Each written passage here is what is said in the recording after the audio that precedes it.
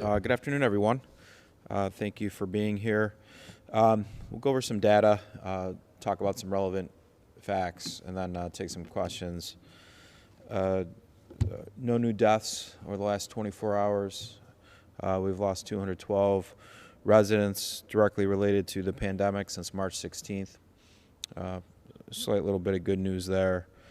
We've received 5,376 tests back last 24 hours. 7-day rolling average for our positivity rate, 1%. Good from a macro standpoint. From a micro standpoint of looking at what's impacting us today and how that could jeopardize that, we got a lot of work ahead of us. Hospitalizations, 26 individuals in the hospital, 5 in the ICU. Let's keep those 5 individuals in our thoughts and prayers, please.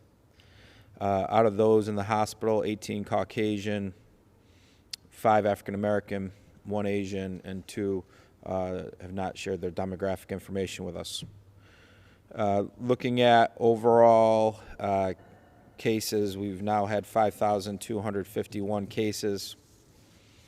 That's 50 new cases since yesterday. What is 50 cases telling us? What story? 4 travel, 1 Pennsylvania, 2 Virginia, 1 from another part of the state. 12 contacts, household contacts, so a pretty large household contact number there, about a quarter. Positive there is these folks are in a quarantine already. We have to then go and reinvestigate what we have seen there, but usually those investigations are shorter and less time consuming, and the risk to the rest of the public at large has been there. And so that's positive. But 31 related to community spread, 15 at known source, and 2 being contact traced in 1 senior facility. So certainly when you look at this, 50 is a lot of work, right? If we're doing 5,000 tests in a day, the percentage isn't really, it's still very strong. If you look at our percentages compared to the other 7 or 8 large counties in New York State, we're still the best, if not the second best, on a daily basis. The challenge is we're experiencing a seasonal shift now, and for us to avoid a second wave, which then jeopardizes our hospital infrastructure and our ability to treat our sick, we have to start modifying some of our behavior now. And so we'll go through that after a little bit more data here. 2,964 female, 2,287 male, 655 under 19, 1,152 in their 20s, 709 in their 30s, 631 in their 40s, 749 in their 50s, 534 in their 60s, 352 in their 70s, 299 in their 80s, 170 in their 90s.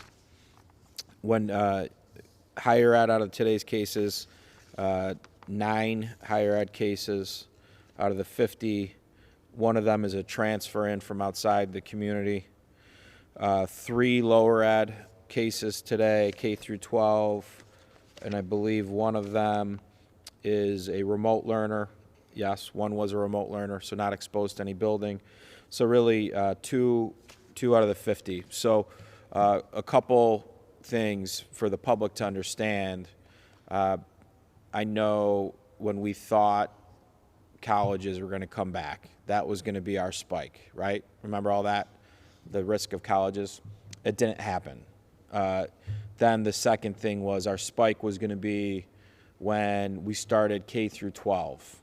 Did we have more cases? Yes, we had cases.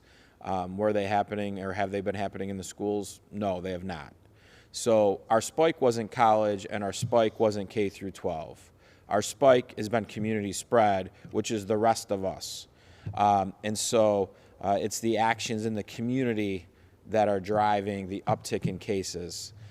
So I just want to reiterate that when you have all these kids going to school every day, and we got 2-3 cases a day. That's really not a lot. These kids aren't getting it in school. They're getting it outside of school. Then they're just going to school. So wanted to just talk about that.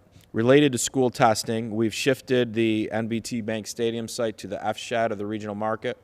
This is correct, Dan? That's where I was today? Okay. Still two lines, essentially 2 labs working, upstate, saliva test. You can call 315-464-2582, select option 4, or you can go to and create a MyChart account on Upstate at mychart.upstate.edu.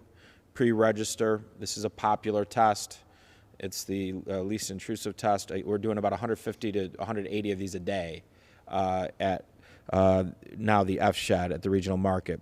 Secondly, our Cayuga Health Lab. Again, you can pre-register at register.cayugahealth.com. You can just show up and get tested there. This is your diagnostic test. Again, through our partner. Right now, these are for symptomatic individuals related to school. On Tuesday of next week, we will expand the Cayuga lab to anybody with symptoms in the community. So anybody who's symptomatic can go to the F shed and go get your diagnostic test through Cayuga next week, as we have some capacity there to expand that. Asymptomatic saliva-based school sampling. We've been going from district to district, working with teachers on a voluntary basis, looking for that asymptomatic case. Last week we had no positive pools. This week we have found a positive pool, so it worked. And so we will continue to do that asymptomatic testing in buildings. Why are we doing it? We want to find that asymptomatic carrier of the virus. Just like we implemented this strategy with seniors, independent living, assisted living facilities in the beginning of the pandemic to help us drive our numbers down, help stop infection, protect the loss of life, we're now doing that in our schools. The good news is the program's there, and we have found an asymptomatic carrier in the schools. And so that is positive. Halloween weekend. We are very, very concerned about the activity and how we need to, with this virus, we don't know. We've been messaging very hard. I know the media has been covering this very hard for the last 10 days about how we are seeing more pressure now and how we need to stay at home and get a COVID test.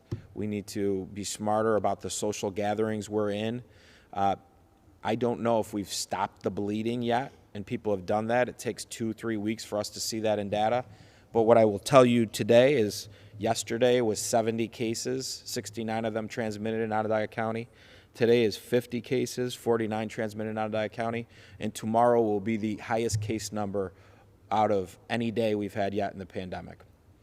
So what do we have in front of us? Did we stop the bleeding and now we're modifying our behavior and we'll see it in 2 weeks from now? But I know we have a Halloween on a Saturday, which leads to more social gathering. I know we have trick-or-treating. I will be going trick-or-treating with my children, and we will be going as a family. I suggest we do the same thing. Everybody, small groups with people that you're around all the time. And so what we used to be able to get away with in the pandemic in the summertime are outdoor barbecues, family and friends, neighbors. We can't get away with indoors. We're seeing cases, birthday party cases, wedding cases, golf tournament cases. We are using the data, just like we always have, to drive decision making. The data for the first time shows two glaring issues with bars and restaurants. So this weekend, we'll warn everybody right now, we're coming out with a very aggressive enforcement detail this weekend. And we're going to be looking for those who are not following the rules. Why? Because there are more cases coming out of bars and restaurants. We don't need a couple bad actors to screw our data up to the point where we're going backwards on an economic reopening. So the data for the first time tells us we have a problem in these establishments. We're talking to the owners of these.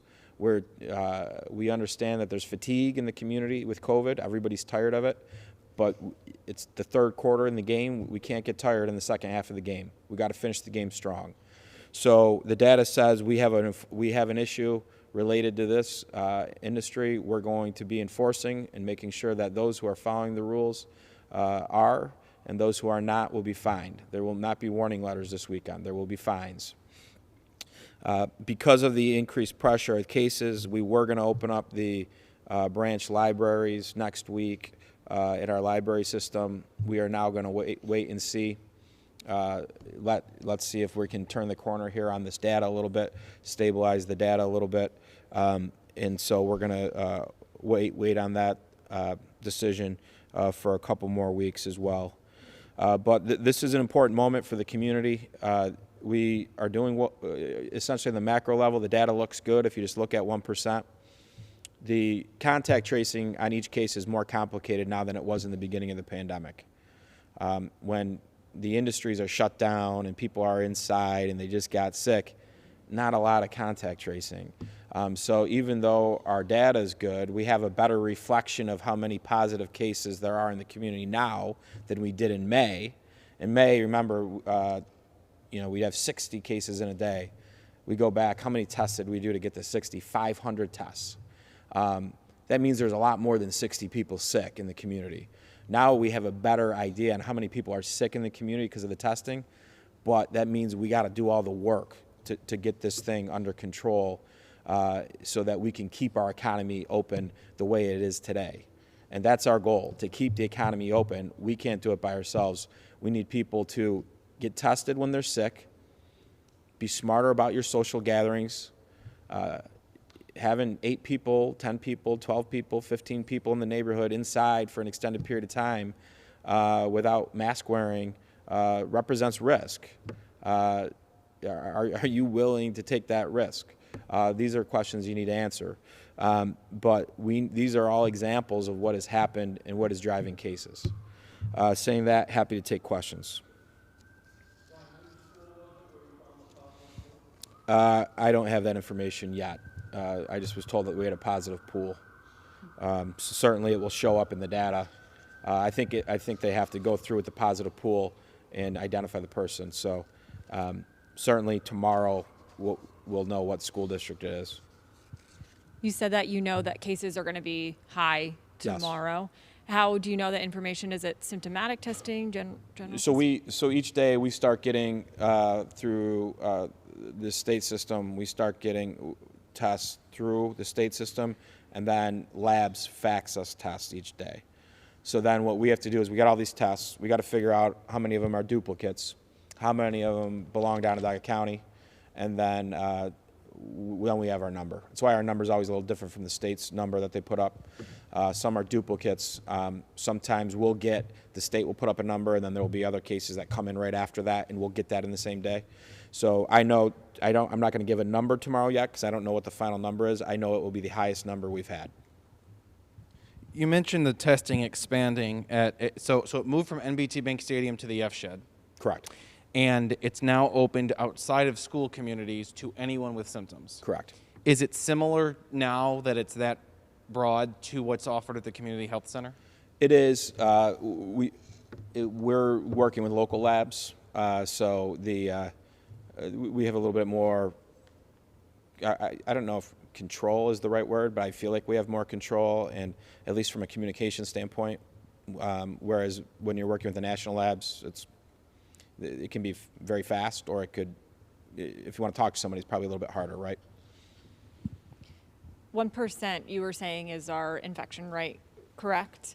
So at what point do we start, moving back? Is there a percentage that you have? I know you guys are going aggressively, like you said, in restaurants and bars this weekend. Yeah, so what we'll do with the data is we're in the seasonal shift now, right? It's shifted. There's more pressure on us. We're not going to see 10 cases a day again, probably till the pandemic's over, 20 cases. Maybe we get in the 20s a couple days. That'd be nice. but it's here. The virus is in the community.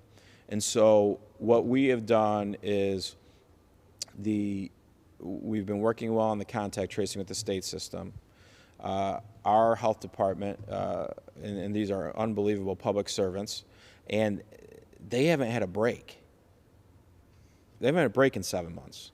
So we're now, and everybody's tired, right? Everybody's fatigued with this, right? This is the last thing people wanted to, or we're here again, right? It's different than it was in the spring because we have the infrastructure in place to fight this. We're better at it. We know more about it. But the activity is going to be just as busy now. So we're now transitioning our contact tracers from other departments are now going back in to help the health department. We're taking the data. We know what industries now have led to more spread and what haven't, so we're going to enforce hard in those areas. Certainly, you know, all of this being done at the local level so that the state doesn't come in with an orange or a yellow or red zone, right? If we can actively do these things now, we're going to stay in this range. We'll still be one of the best in the state, and then the state doesn't come in to limit our economy in some of those zones like other counties. But if we don't do anything now, we will quickly find ourselves into a zone based off of the behavior that we're seeing. In your tweet yesterday, you referenced a possible big cluster of cases. Can you tell us more about that? We had we don't know how big yet, but certainly potential. There was a wedding where somebody came to the wedding sick, and they've gotten a lot of people sick. Are these mainly young adults? I know you went through the list, but it's a lot of numbers that way. Yeah, what we're seeing again, I mean, in the beginning it was, well, it depends on where the cases are coming from, right? I can't even say it's young people related to some of the restaurant bar activity. I think we cross, age boundaries there, right? There's a lot of middle-aged men that have gotten COVID recently, who might have spent some time at the, in certain areas. So the overall, it's here. We beat this thing back so strongly in the summertime that we could get away with more, and now we can't. And so that's what I think people need to recognize. The gatherings that were okay outside don't work as well indoors. People are, I'm hopeful based off of our testing upticks, people are hearing our message. If you're sick, get a test. Some people do nothing wrong and they get sick. So what do we do then? We got to just box that in right there. Just nip that one right there, right? But certainly, in some of these restaurants do a great job, absolutely great job. And I don't want to demonize restaurants. We need restaurants open. We need them operating. They're small business owners. They're employers. It's our food supply chain. Some of them are doing a fantastic job. Some of them, clearly based off of the data, have been lax. And so we see that. So we're going to go and make sure that they're doing what they're supposed to be doing. That was part of my next question. As you said, we meaning your team, has established that there are some issues in that industry. Are you seeing businesses not complying? Are you just seeing too many people getting sick in them, even though there is compliance? We see employees going in sick, and we can't have that. So part of this will be educational process with the business owners. Get your employees tested, and then you can come to certain assumptions, right? And when you assume, you can spell it out what could happen to you, right? We've always said assume. If you spell it out what you can do, you can make a you-know-what out of you and me. But we're making educated assumptions that in some of these frequent flyers where we're getting cases from now, that people may not be sitting the whole time, and when they're standing, they may not be wearing masks or whatnot. So we're gonna validate that. We're gonna spot check, and we're gonna spot check when we think people are there, and when these things might happen. And I'm being transparent with everybody. So the health is driving this effort. The health data is driving the effort. Nobody worked harder to get restaurants open than yours truly. I got the state to move for outdoor dining before they were even open. So, and no one's working harder to keep them open than me. But there are it does seem that there is some of these establishments have gotten lax on enforcement. And if we're wrong, we'll find out we're wrong this weekend. The positivity test rate of 1% is low because we're doing a lot of tests. The new cases per 100,000 population, what you see when you look at when you compare counties with that, the highest ones are like clustered in the southern tier and central New York, Portland, Broome, Right. Shenango. Does that concern you that there may be a regional brush fire So what? that we're part of? Yeah, so we know a little bit about some of this. I think in Broome County, you had community spread. Chemung, you had the Elmira Jail go through a situation where they had, I believe, 100 or more cases. So each incident has its own story. Certainly, Orange County, population-wise, closest to us, ran into a situation in the Orthodox community with spread there. So if you look at where Broome certainly was probably the most concerning in our neck of the woods because it was true spread. And we couldn't point to 1, 2, 3, 4 things that led to it. And they're still working their way through it now, right, with their positive rates still being well over 1%. We're larger. We have these numbers. They're high for us because we just haven't seen them this high, and we have been probably overachieving for a community our size for a long period of time.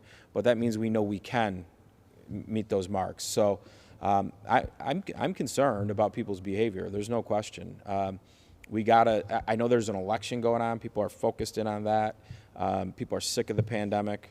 But we just got to get through this. We got to grind this out, and we got to be smart. We have to get tested. There's going to be opportunities for people to have gatherings, want their families to be together. I think it's a great idea for people, if you're going to be together for Thanksgiving, that you all go get COVID tested. I think it's a very good idea. I just think some of these times we've been extending our social circles on weekends and things like that. I think you got to bring it back a little bit, reel it back in a little bit. And everybody's been guilty of it. I've been guilty of it too. So now things have changed. The virus is here in the community everywhere. Before, we could point to that cluster, or this cluster, or this cluster. I got too many clusters now. You have birthday parties, you have weddings, you have restaurants, you have manufacturing where people are just going to work, but they're going to work sick and getting other people sick. You have other large employers, it's happening. You have governments that are getting cases. So these are all things that it's just everywhere now. We got to re-engage. Is it enough to rely on public being smart, or are you thinking about any new restrictions like mandating masks in schools? So most schools have mask wearing right now. There are a couple districts that do not. We're pulling all the data on those districts right now. That's something I can now do. And so we're looking at that to see where we are with cases. We may preemptively do some things there anyways, just because I think some of the concerns in the beginning of the year, some of the feedback was, will the kids wear them, right? They're not going to wear them. I think we've probably proven that the kids will wear the masks at this point. So we're taking a look at that. I'll have a decision on that next week after talking to some of the districts that don't, what they're seeing in their buildings, then looking at the cases, and then looking at what's happening in the community, because that could pose more risk. So, but we're looking at things we can do locally, surgically, that will help with the issue. Again, enforcement. We got data. We know things now. We've seen a pattern. We're going to go enforce stronger now, proactively enforcing. And we're telling everybody right now, we're looking for these things. We have a problem now. And so we can't, as a community, interact as much the same ways that we were in the summertime because the virus is more prevalent now in our community. Are you hearing from contact tracers, are people who go to work sick telling contact tracers, look, I don't have sick pay, I don't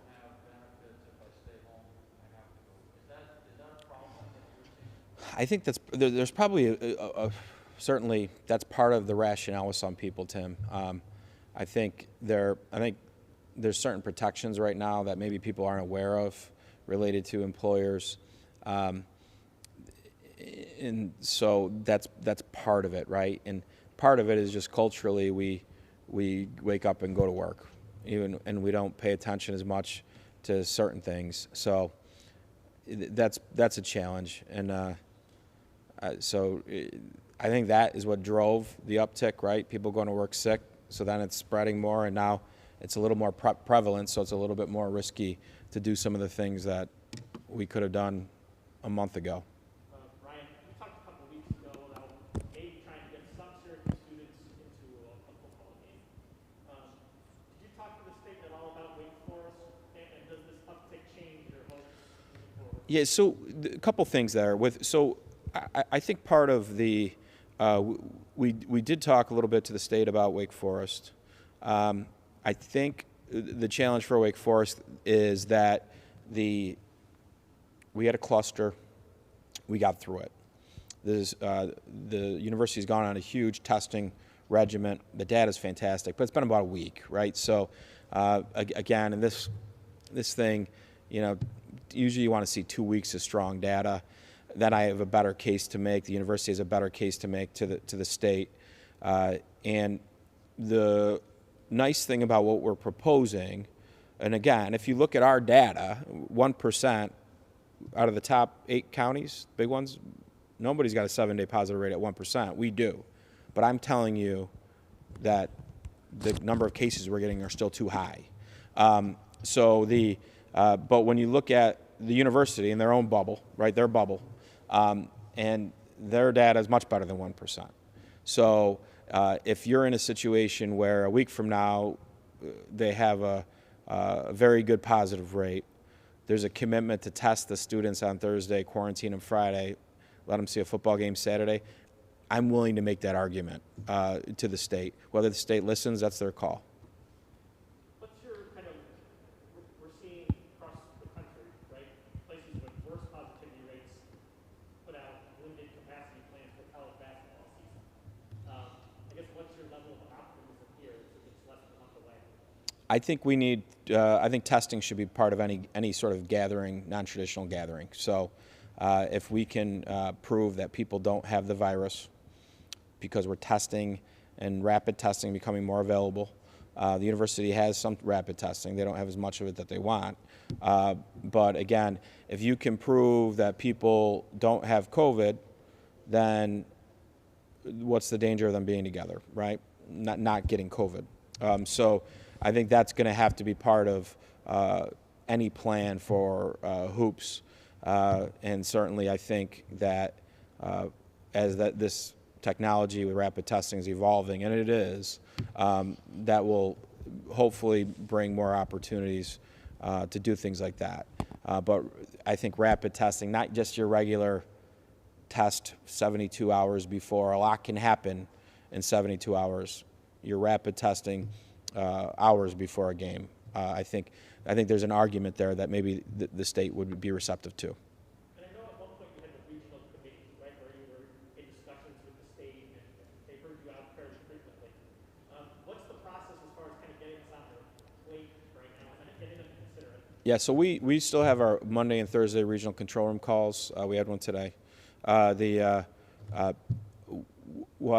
This is more about infrastructure now and fighting the virus now. This, in this shift here, we have gotten the plans and how they can do this safely to state DOH, and there's been people from the executive chamber engaged in those calls as well. So they have the plans, and I think they're very well thought out, very good plans, and hopefully if there's another great week of data and strong testing at the university, then that strengthens the story that it's not on this campus, and we'll even test these kids again before they go into a building, and we'll sit them very far apart in areas of which their dorms they all live together in anyways. So I think there's ways to do it safely with that, and I don't think what's going on from a the rest of the county standpoint impacts that, because when the state's looking at parts of the state as a whole, Central New York's still kind of a pretty big bright spot for them as to good positive data. How do you define a small cluster versus a big? What are the small cluster numbers being, and what's this one wedding big cluster producing number of cases wise? Yeah, I would say a small cluster is about 5 to 15 individuals.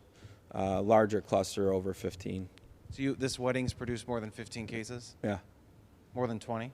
I don't know over 20 yet, but the assumption is once you quarantine those folks, that those in quarantine might, just because of how many cases you had, will probably come down with it.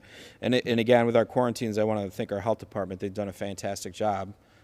Even though tomorrow's number is going to be a bad number, what I'm being told is close to a third of those people are already under quarantine and they're just getting sick now. So that's means they did something right to get everybody where they needed to be. Oneida County had 50 students exposed because of a house party. Mm-hmm. How important is it if people are thinking about having a Halloween party or whatever to not? This is a real bad idea for parents, and I don't know if the parents were involved in that one or not. I was on a call earlier where I know that other parts of the state there was a party and the parents were actually involved with it, so they got a big fine and they might even have bigger legal problems. This is a bad idea, and so I get your kids have kind of, they're at school, they want to be with their friends, they want to do things on the weekend. I get it. It's we can't do it, and we'll enforce it. So we heard about one. We preemptively reached out to people. It's a bad idea, and so and right now it's against the state's executive orders. So we can't get away with those things when it's in the community the way it is right now. The county got wind of a upcoming Halloween party and shut it down before it happened? Yep.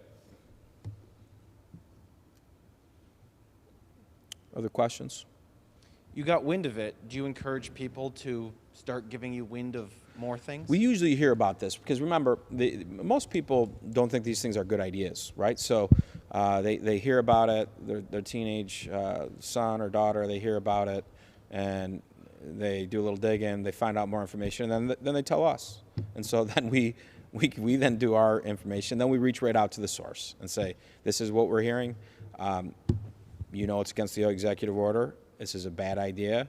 If you do this, there's going to be a problem. And they usually work with us very quickly and want to resolve the situation. So that we preemptively had these discussions, whether or not these individuals knew that their kids were planning on having one or not. They know now, and it won't happen. You mentioned burnout among the contact tracers. Are you having to cut back on other county services to supplement those ranks?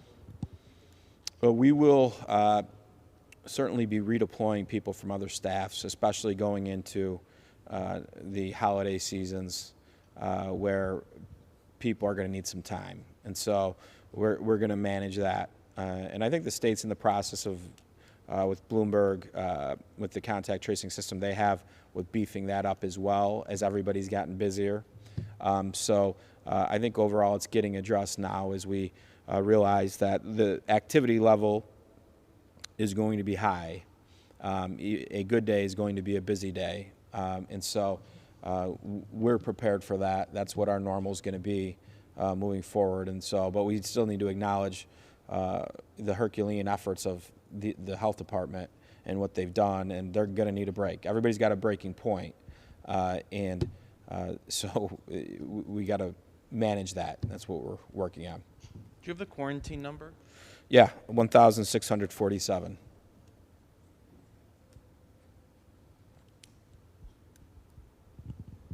Did you vote yet? I have not voted yet. I debating. I usually vote in person. Depending on how busy things are here, I might do an early vote just to get it out of the way. But I have not voted yet. Other questions?